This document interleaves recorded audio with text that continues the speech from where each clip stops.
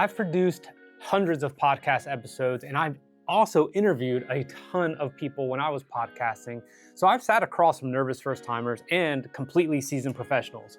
And here's what I definitely learned, more than anything, is that most podcast hosts fall into 5 categories. And I was like thinking about this, kind of made them up, but I'm sure you'll recognize some of it.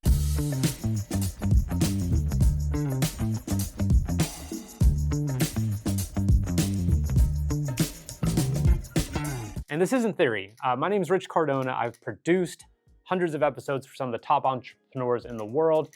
And this is me telling you I've seen the mistakes and I don't want you to make them.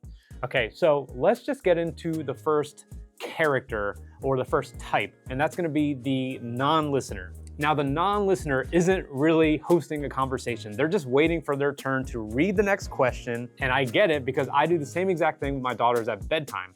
That's when they want to talk the most. I'm completely checked out. And literally, if they ask me like a single thing that they just said, I'd say I have no idea or say it again. But here's the thing. I'm their dad, putting them to bed. You're a podcast host and your guests may have flown across the country. They may have clear time on their calendar to join you. And I always say guests are donating their time, so you need to respect it. So the guests can feel it and the audience can feel it if you're not listening. So you have to stop making every episode feel like you're going through a checklist. Instead, you need to make it a real conversation. So let's get into the second type of podcast host. And I call this one the interrupter. Now, if anyone is in the entrepreneurial world, Gary Vee is one of the most generous, kindest people I've ever met. He's donated his time to me personally numerous times for podcasts, for conversations. And here's the thing, in those moments, he's insanely present. Like he's not on his phone, he's super dialed. On podcasts, he interrupts a lot. And it's because his energy is part of his brand. Like there's no denying it. And that's what makes him so charismatic. But when you're putting someone on a platform and they carved out time to share their story and you don't have that self-awareness to like, I call it summoning patience, to just listen, the guest never gets to finish the point and the audience never gets the full story. So look, I get it. You're excited, you have thoughts, you want to add value, but here's what you need to remember.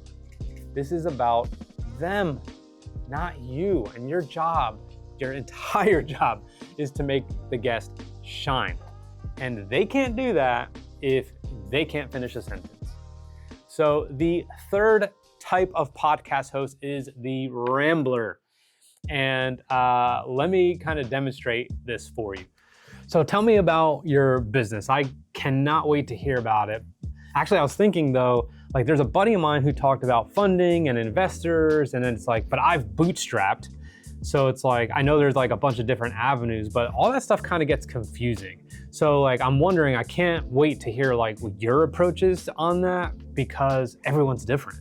Actually, like before we even get started though, like why did you even want a business in the first place? Like what's your why? So the Rambler, as you saw, can't ask a simple and concise question. And when you can't do that, it's usually because you're impatient with silence. You think you need to over-explain because maybe the guest won't understand your question. And here's the thing. One of my clients and world-leading podcaster, Chris Do, he's also my business coach. And something he said to me anytime I've just kind of called him and been blessed that he just answers to help, I will kind of just get rambling and he'll say, define the problem, not the details. He just wants to know the problem up front so he knows what to focus on and he could sift out all the nonsense. If I can't come to him and actually just give him the problem up front, that just means I'm going to be verbally processing and just wasting his time, and that's what you don't want to be doing. Now, there's one exception to this rule. There's a guy named Kevin McCarthy. He's been interviewing celebrities forever, and his questions are so freaking detailed and in depth. Like I see the guests just like jaws drop because he gives so much content. It's all about film. And his guests love it because they know he's done like massive research and homework. But you are not Kevin McCarthy and neither am I. If we try and do that, it's not the same. We're just rambling and it's killing momentum. Ask one question and then shut up. I don't mean to be rude like that, but it's like, we just gotta shut up. I'm a talker too. The fourth type, I would say, is the interrogator. The interrogator has their questions written down, all right, and they're getting through them, all of them, in order, no matter what.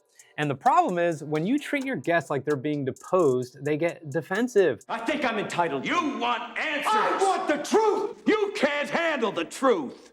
They feel like you're not actually listening to them, and it's because you're not. You're so focused on your list and what you need to get through that you actually forget what the audience needs, which is a real conversation. And here's what so many people overlook. Your job isn't to get through your questions. Your job is to follow interesting threads. I always say it's like pulling on the thread. Did they just say something that caught your attention and you feel like you need to like unearth some of that from them? That's where the magic happens. It's in the follow-ups, in the detours, in the moments that you didn't script. So be prepared and not rigid. Now, I have a client that comes here to the studio. Her name is Abby. She's a new podcast host. She records right here, and she used to come in with pages of notes. And just yesterday, John's taking pictures over there. We heard her say, like, I don't even know why I bring these. She just has all these notes for the people she's gonna interview because she's learned to have actual conversations, and that's what we're going for. It's not uncommon, as a matter of fact, and I know John could attest to this, is that some of the people are like, I didn't even know we were recording. As a matter of fact, they said that just yesterday, because that's how much of a conversation it is. And the people who are guests on our show, which are very good guests because they said, I listen to every episode, they're like, it's so natural, this is so legit. And I love hearing that. But she is a master at just like not falling in love with what she has in her hands, putting it to the side and just being here, being completely engaged. Hey, so real quick pause. If you're finding this helpful, I'd love to connect with you on LinkedIn or Instagram. I try and answer questions there, share insights, have a little bit of fun. We make educational videos, all that good stuff. Honestly, just to help podcast hosts get better at what they do. The links will be in the description, but you could also just go to @podcastrich on Instagram. We also have Unfiltered Studio. I'm not gonna spell that for you. We'll just throw it in on the video here. And also on LinkedIn, just look up Rich Cardona. All right, anyway, so we've covered that. Let's get back, and we've covered the 4 types of hosts that you don't want to be. Now let's talk about the one that you're aiming for, and that is the conversationalist. This is who you want to be. The conversationalist does not interrogate, they don't interrupt, they don't ramble, and they listen. They build, they follow interesting threads. Now, Mel Robbins is exceptional at this. She's prepared, but she's not rigid. She asks a question, she actually listens to the answer, she gives, body language feedback, she gives verbal feedback, and she even starts her podcast by saying, hey friends, or hey, it's your friend Mel. Like, that's really personal, and she's already setting the audience up for success. So she asks questions based on what she just heard, and it feels natural because it is.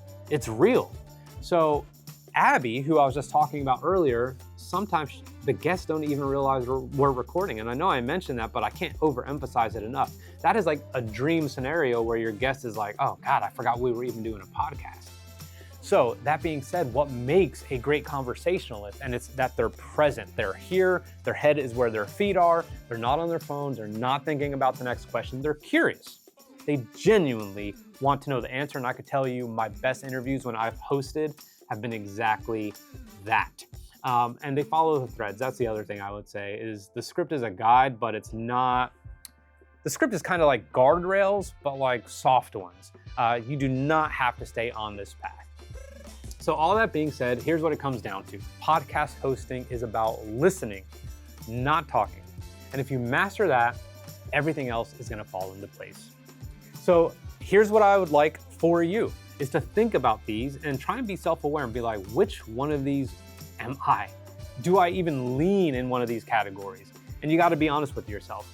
Are you the non-listener scrolling through your phone? Are you the interrupter, too excited to let anyone to finish? Are you the rambler who cannot freaking wrap up a question and you're afraid of silence?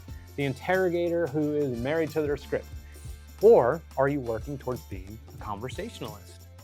Look, this video isn't about making you feel bad at all. I love podcasting, and I'm sure you do too.